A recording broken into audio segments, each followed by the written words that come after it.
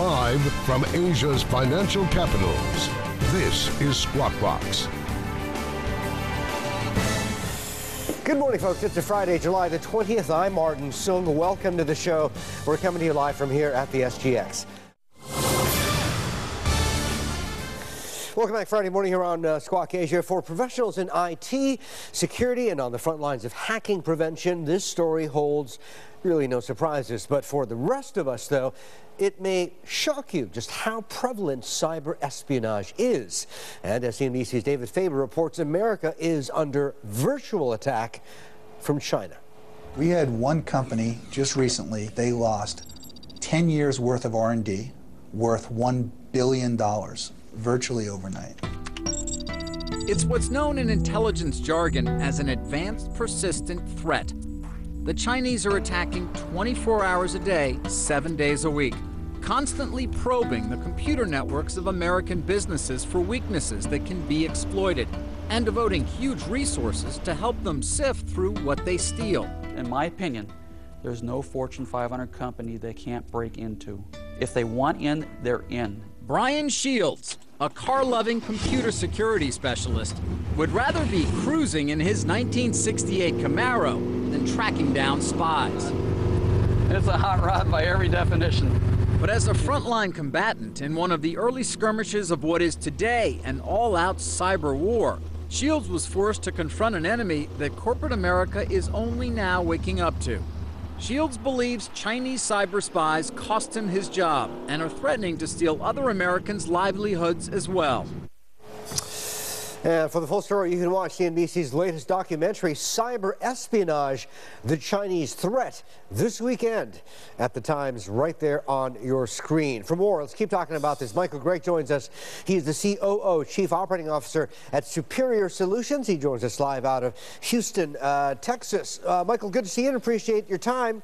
I guess going by this documentary, it's kind of easy to think of this as sort of, oh my God, this is the new yellow peril, as it were. But, we talked to the head of the American Chamber of Commerce a little earlier on the show, Tom Donahue. He was just in China just a couple of days ago. He raised this issue with the Chinese.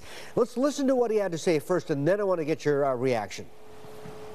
I think our fundamental message is a message of trust, that the only way we're going to advance our trade and investment and create jobs and growth in both countries is to eliminate questions of concern. And cybersecurity is not just a Chinese issue, it is a global issue. And it puts at risk our resources, our finances, our privacy. And we're trying to get China to see that as an issue of mutual interest. Tom Donahue there, the head of the American Chamber of Commerce. We talked to him earlier on the show. So, Michael, let's get balanced about this. It's not just the Chinese hacking into just about anything they can in the U.S. infrastructure, whether it's the government or whether it's corporates. America with the NSA and everything else, they're in it as well. This is a global game.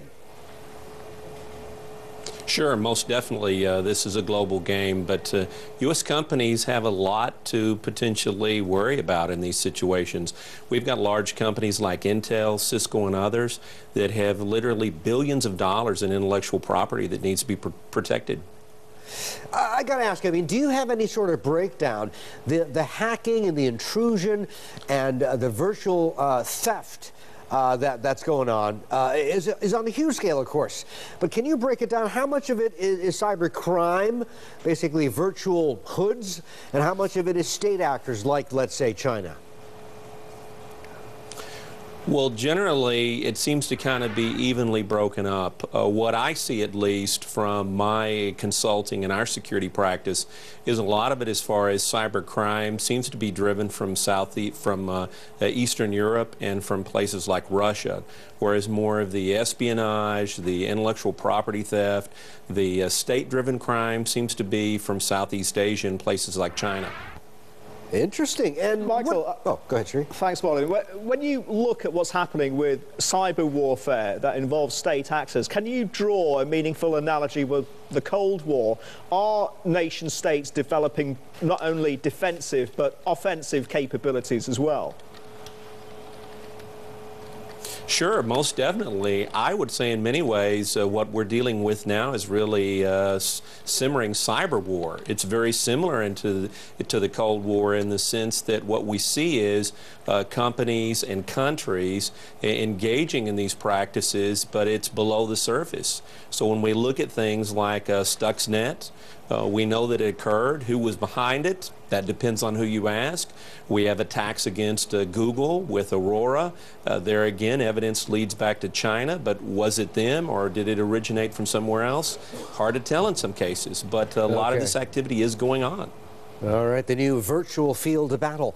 Michael, good to talk to you. Appreciate the time. Do it again soon. Michael Gregg from Superior Solutions joining us live out of Houston, Texas. And stay tuned.